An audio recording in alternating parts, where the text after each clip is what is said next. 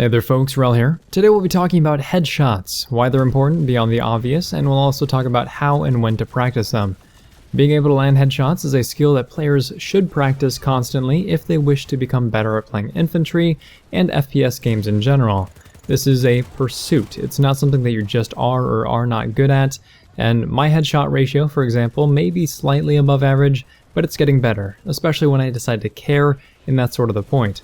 If you think about archery in real life, when you're just starting out, you're lucky to hit that big round target at all, but that doesn't mean that you shouldn't aim for the bullseye.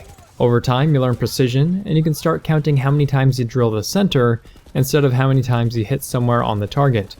Starting with the bigger target and then working toward a smaller one is a player's natural progression in most FPS games. In PlanetSide 2 though, being able to land headshots on this smaller target has very literal benefits. The obvious ones are that most weapons deal double the damage on a headshot, which leads to a lower time to kill. Another one is that nanoweave armor does not resist damage from headshots at all, which again translates to a lower time to kill against targets who would otherwise soak more damage than normal. But there are some less obvious benefits as well. A big one is just that learning to land headshots puts you on an even playing field against players that can already do that, instead of forcing you to be a sort of deer in headlights whenever they decide to round the corner. Headshots also make the best use of a weapon's starting cone of fire.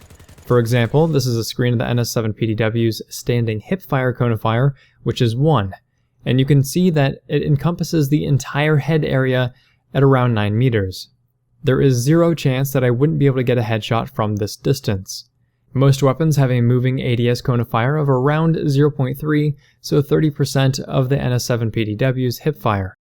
If your cone of fire is this big for the first shot, then the RNG of whether or not your shot is going to land is basically eliminated, which means that headshots are literally more damage for free, provided you don't miss.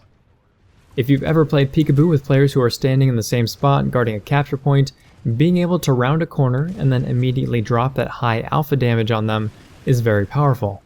Alpha damage, by the way, just refers to the damage done in the first attack or the first shot or the first burst, depending on which game you're talking about, but the opposite of alpha damage in PlanetSide 2 would be something like damage per second. So in that first big hit from nailing a headshot, that forces a reaction from the player.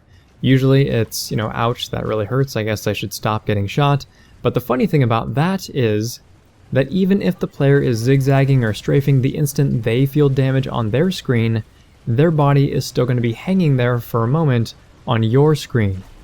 And since the game determines whether or not you landed a hit by the client instead of the server, that means that you have the luxury of landing easier follow-up shots. If you don't quite understand what I'm getting at here, I do talk a lot about the effects of latency in an older video called Time to Kill versus Lag Compensation. I'll be sure to link that in the video description for you.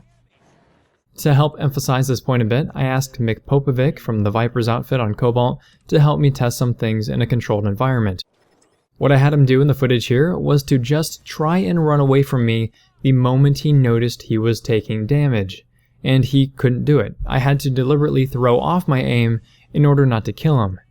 And when I had him do the same thing to me, it was the same result. I couldn't move before he dropped me dead. When he tried to do the same thing with body shots against me, I was able to move out of the way.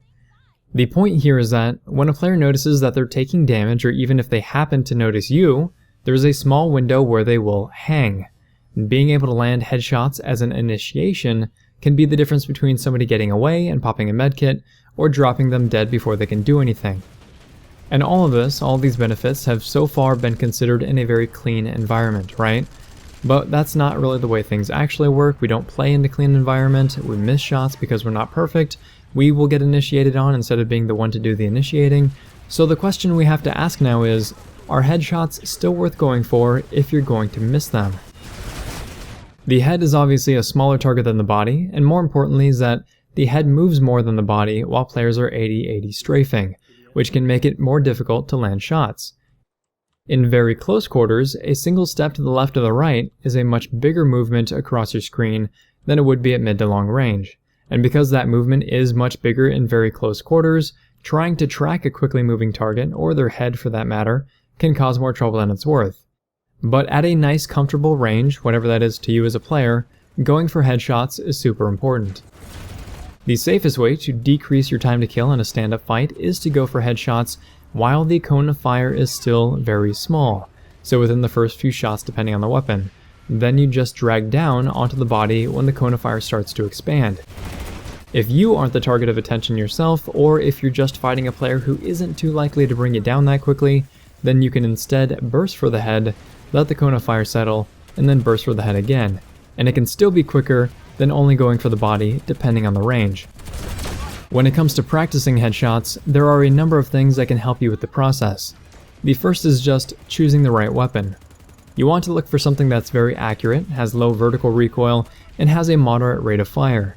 Usually these traits go hand in hand, and the nanite system weapons are a good place to start. But whichever weapon you end up using, you need to understand and be able to compensate for its recoil pattern.